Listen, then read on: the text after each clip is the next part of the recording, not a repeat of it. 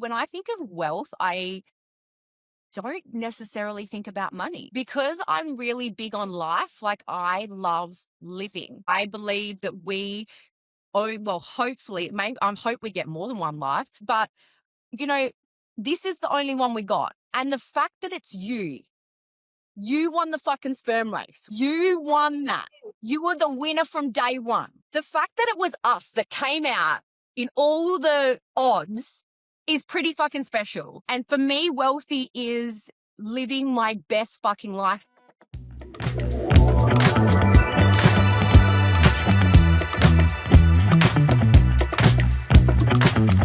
Welcome back to Wealthy as Fuck, the podcast. I have my beautiful friend Rose Oates here, and I just fucking love her. Welcome to the show. Thank you so much for having me, and I'm really excited. I've been excited about chatting to you, Kim. I know. Last year? Yeah. It wasn't even a year. Did we? Yeah, it might have been a year ago. But like with, online Insta friends. It's always the way, right? And then we just literally were talking and realised we're actually neighbours. We're like 2 suburbs away from each other. And I'm thinking you're like in the south of the River Cruise. Oh no, I could never. No offence. I could never live south. I'm sorry, my southies. I'm so sorry. I just couldn't do it. Same, Perthies, we're northies, we're over here. Anyway, I've got Rose on because Rose, you're a huge inspiration to me, to so many women, and like normally we come on this podcast and I interview women and we talk a lot about, we'll talk a bit about money, obviously, because money is a big part of wealth and the wealth is a way of life. But we normally talk a lot about like business and all this stuff where you're all about the self-acceptance, the self-love, the self-confidence. You have a beautiful journey on that, and I don't want to butcher it. I'm going to get you to share, but I think it's so important because the wealthiest fuck way of life, yes, money is a resource that supports it, but it's our life experience. And I think you are a glowing example from the lessons you've learned along the way, which I'll be following, with creating that for yourself. So tell us a little bit about yourself and what you do, and just start there, because then I'll ask you lots of questions. Okay. Oh, wow. I don't even know how to start after that introduction. Thanks, Kim. I am actually, it's not who I am, but I'm going to tell you a little bit about myself. I am a mum of 4, 5 with my stepson, married for like ever, life sentence. And yeah, I started my journey online with, sharing pieces of me, raw, authentic, and my journey through motherhood, through accepting my body, which actually the hatred and all of that started very much long ago. So it's a journey of like accepting yourself, accepting your body, accepting your quirks, and in like actually embracing them and showing up as who you are is your biggest strength. And it's my biggest strength. I own a few businesses. I am an interior stylist, and I create content and write online. Love it. You're a woman, you're a creative. I always forget you do the interior design because I just feel like you're a fashionista, because you literally inspire me with all your outfits. And I'm from Kmart. And you know what? You wore that white linen set the other day from Kmart, and I saw it in Kmart, but I'm like, I'm pregnant and it's not going to fit me the way I want, and I'm not going to buy it now because I know in a year's time, I always change I get bored of shit. And that is a good way to think. I was like, I love getting something from Kmart, and I love getting something, high end, and I feel like you can mix the two and make it work. You can make it look expensive as fuck. Oh man, I wear my Gucci shoes with my Kmart clothes like all the time. My Gucci belt with my Kmart jeans. They're the bit like, whatever. Who cares? I think that's why we're so similar. It's like, I don't feel like we're the typical Aussie, the cashed up bogan. No.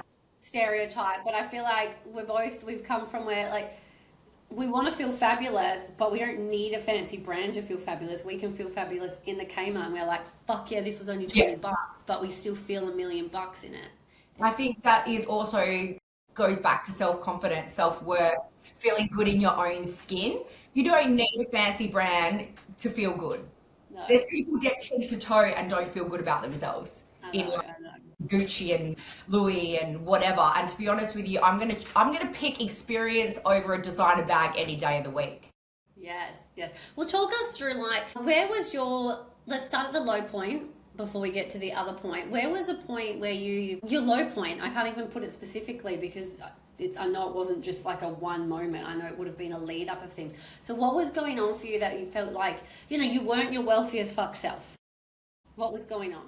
There were actually many low points. That's the thing. Like I think it's a bloody ebb and flow, isn't it? So my low point I think was probably after my second daughter was born. I felt the most uncomfortable in my body, but I also didn't give a fuck. Like I was doing all the wrong things to achieve happiness. Like I was like, oh, if I'll exercise more, I'll diet like crazy, and I would still look in the mirror and I'd still hate myself. And then I thought, oh, I'll feel better once I lose weight, and I lost some weight and I still felt like shit. You know what I mean? And I still thought about myself like shit, and I still talked about myself like shit every single day. And that's the thing. It was like, what practice doesn't make perfect. Practice makes permanent. And I was practicing being a see you next Tuesday to myself every single day. And it was actually so damaging to my mental health. And then coming out, I just knew that this was not, I knew it wasn't healthy. And I was still personal training back then as well. So I was like, I wasn't practicing what I preached. Like I didn't want to see other people hurting. I didn't want other people to think like me. And that's what it drove me as well. It drove me because I hurt so much. And when they told me their stories about things they didn't like, I didn't want them to feel like that. So it was a really great PT. Don't get me wrong. But I didn't feel it inside. So you're a bit of a fraud in a way, which I've been there. I love this. I used to be a PT, well, glorified PT place instructor back in the day. There's a level of fraudness because I've always been in the teaching, coaching space, and you as a PT, we want to help other people, but we're not actually congruent with our message and our purpose if we're not doing it to ourselves. But it's so common to be like, I don't have that yet, and I'm so hard on myself, but I want to help other people feel amazing. Yeah. And it doesn't surprise me that you were there. Fraud is not maybe the word I'd use. Because I felt like this, I felt like I was even better in my job. I was even better at it. Like, because I didn't want anyone to feel like me. Yeah. So what can I do for them that I can push that message to them and make them feel better about themselves? And it was doing something for me because I would feel better. It was like rewarding to see someone feel better about themselves at the end of the day. But I also think the turning point started after my third daughter. Because I was like, how old are they? How old? Because you have two older and two younger. She'll be 18 this year, so 17 at the moment. 15 in a few days. I'm losing track. 6 and 5 this month. Yeah. And there's a big gap. So I had the first two, we were quite young. Wanted some time off, obviously we were in our 20s. I donated eggs, and in the middle there, miscarriages and third baby. So there's been like that. There was a lot of time to think and process and really become a different person between child. And then in your 30s, having kids in your 20s compared to your 30s, it's a completely different mentality. Different. So yeah, talk us through. So yeah, second kid done, you're pushing. Well, it makes sense, right? You're in your 20s, we're meant to bounce back. This is why, by the way, my theory is like, no wonder we're meant to have kids at 16 because you bounce back and you can deal with no sleep. You absolutely do bounce back. Having had kids in my 20s and in my 30s and late 30s, you do bounce back. You don't see it or know it then, but you bounce back different. You've got more energy. Your body does respond a lot quicker. I was a completely different mother in my 20s than I was in my 30s and 40s, you know? It was, but like I said, it's wow. So yeah, talk us through, and then miscarriage, I've been there, but you can share that along the way too. Where was that turning point after baby number 2, pushing yourself, not feeling? Look, yeah, I think it affected every aspect of my life. It affected my relationship with Craig. It affected my career. It affected the business decisions I was making. It wasn't just affecting me, because whatever affects me, whatever I was feeling, I project out. I mean, fuck, like it really, really did. And I see that now more than ever because I look back. But yeah, after baby 3, I was online a little bit more, but I just started sharing shit. That's where it all started. Like just before I had her, I started sharing randomly, you know, having a chat. And I sort of was like, enough's enough. Like, 1, I'm getting too old for this. 2, I've got 3 daughters now. Like 3. And I would look at them and I'd go, do you want them to wake up every day and hate what they see in the mirror? What would you be saying to them? What do you say to your clients? What do you say to your friends? Like, I'm the biggest hype woman.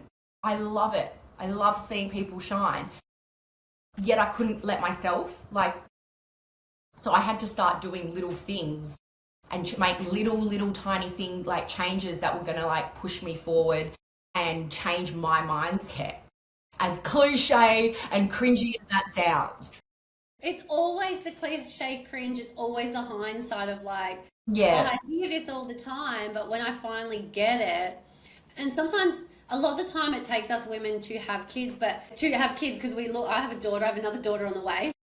And it's like the only way that I can role model to them, like I can't just tell them that I'm going to listen to my words. I have to show them who am I being.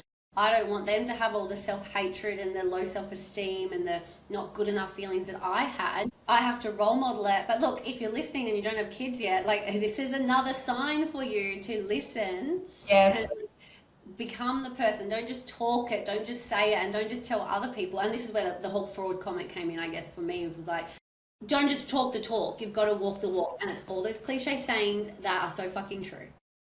It's so true. And I don't think you need to have kids. I hated my body before kids. Yeah. And I also want to, if you like, I'm like speaking to anyone that it might hit. Just because you don't have kids doesn't mean you're not influencing someone. Yeah. Just because you don't have kids, just because you're not on social media, just because you don't create content doesn't mean that someone isn't watching you and admiring you and looking up to you. Like, I have been inspired by the smallest acts, all walks of life. The fucking lady, there's a lady that was at the service station once said something to me and it stuck with me. You know what I mean? Things like that. You don't know, your words matter, your words to yourself matter, because they do, they affect everything. If you've got confidence in yourself, you will have confidence to do things like start a new career, you know, spend money more wisely. Yeah. Well, not even a leap, just take that step. Yeah. Yeah. I mean, talking of money as well, I think when you're not feeling good in yourself too, you're looking for outside things to make it feel better, whether that be food, whether that be shopping, addiction, like whether that be spending like on shit, whether that be alcohol, or I can't be fucked, let's go to the pub, or I can't be fucked, let's go get takeaway 5 nights a week instead of cooking, because you're feeling crap and low inside. I feel like you do reach for things that are just instantly going to make you feel better, and therefore you're spending money on shit. That's how I look at it too. Yeah. It is, it's a leak.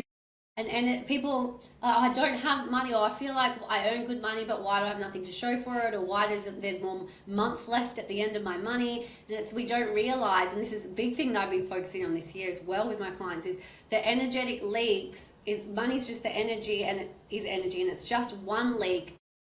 It's just showing up as a leak in your bank account, but it's not just coming from your money, it's coming from you. If you're feeling shit. I was this person, like shopping, fucking the dopamine, the retail therapy that would last 2 seconds. And then the box comes. And then you get the new clothes. I'm a clothes person. And then they would sit in my wardrobe and I wouldn't wear them because I'm like, well, I don't want to get them dirty.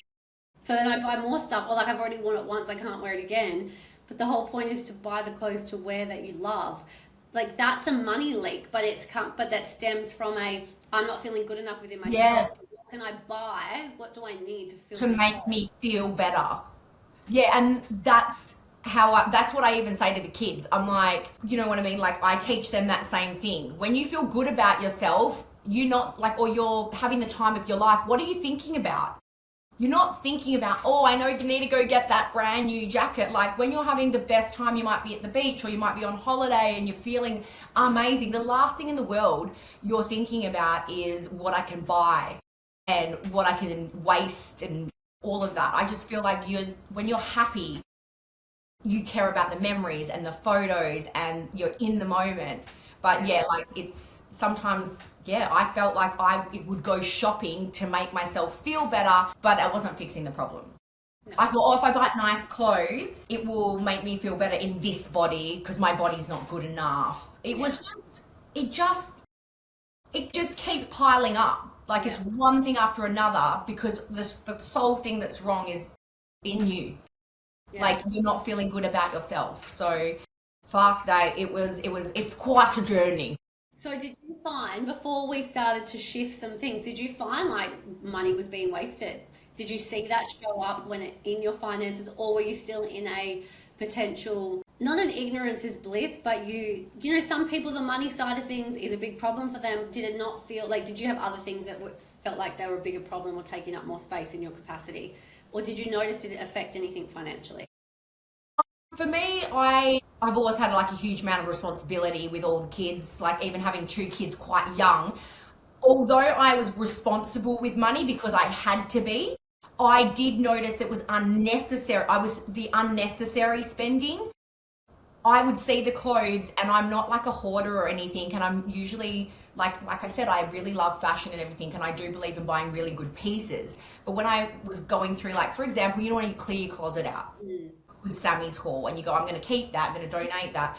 The shit that I was chucking out, I was like, look at the money you're just throwing away. And then I was thinking, why did you buy that shit? It was just like that instant, oh, I just need a new outfit because it's going to make me feel better. I need a new dress for this event because if I don't wear a new dress, I won't feel good about myself. Because genuinely, I wasn't feeling good in myself. And the dress didn't really fix it. It just gave me a little, but it was sometimes seeing that pile and I'm like, when you see it in front of